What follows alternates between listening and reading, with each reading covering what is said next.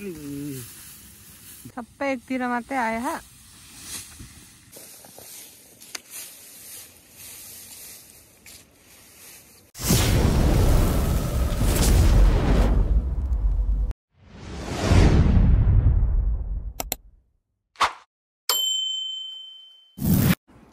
So hello guys, welcome back to my new blog.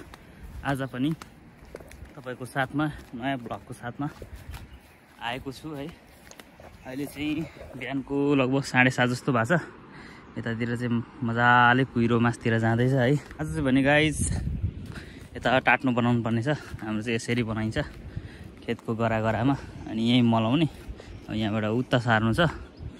Guys हाम्रो केटो खेल्दैछ यतातिर। हाले हाई भनिदेऊ।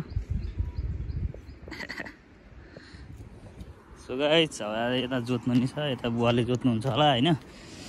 आज यतातिर जोतेर आलु सालु लसुन ससुन यताउता लाउनु पर्यो। यो चाहिँ गाइस हाम्रो कुन्यौ, हामीले धान पनि काटेर सकिसक्यो होइन। अब यति उठाउन बाँकी छ, थोरै यो अर्को पाटो अलिकति बाँकी छ, त्यति हो गाइस। अनि यहाँ हाम्रो माछ पनि बनाउनु छ, अर्को धेरै काम छ, टाइम थोरै छ होइन।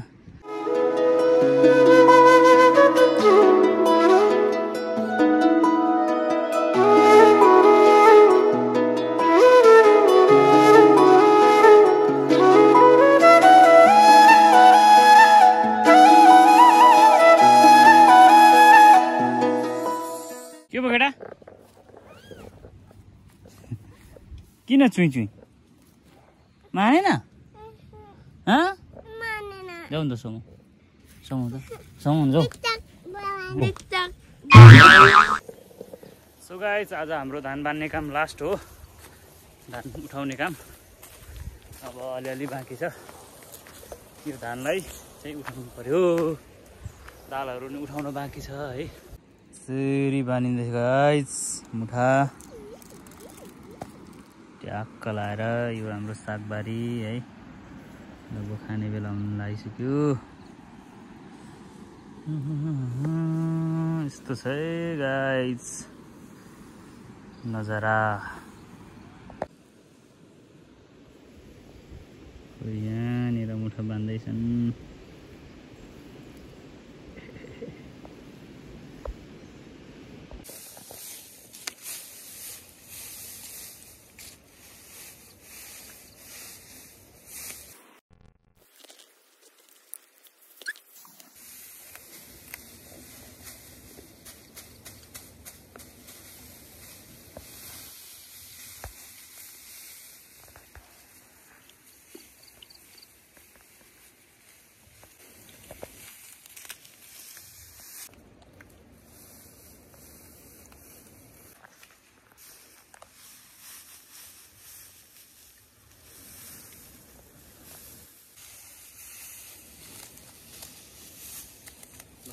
सो गाइस अब भनेको बोक्ने पालो हो। सब मुठा बनाइसक्यो होइन, रेडी गरिसक्यो। अब ट्याक्क थुन्चेमा हाल्ने होइन, झाप्पा लाएर बोक्ने हो। अब होला 5-6 भारीमा सक्नुपर्छ। धेरै काम छ, तलतिर खोलातिर पनि जाल हाल्न जानुपर्ने।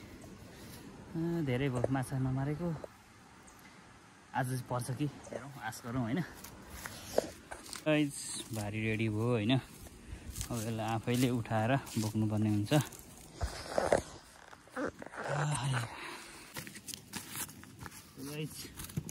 भारीलाई चाहिँ उठाउँ है त।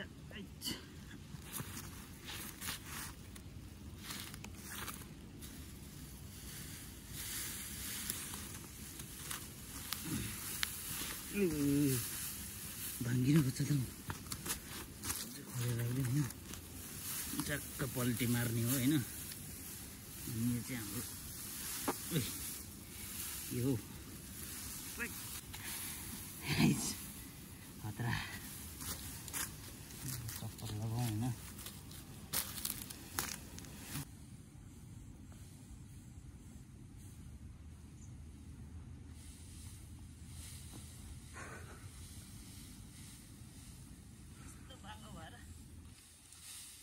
कति अप्ठ्यारो बनाएको त अनि सबै एकतिर मात्रै आयो हा।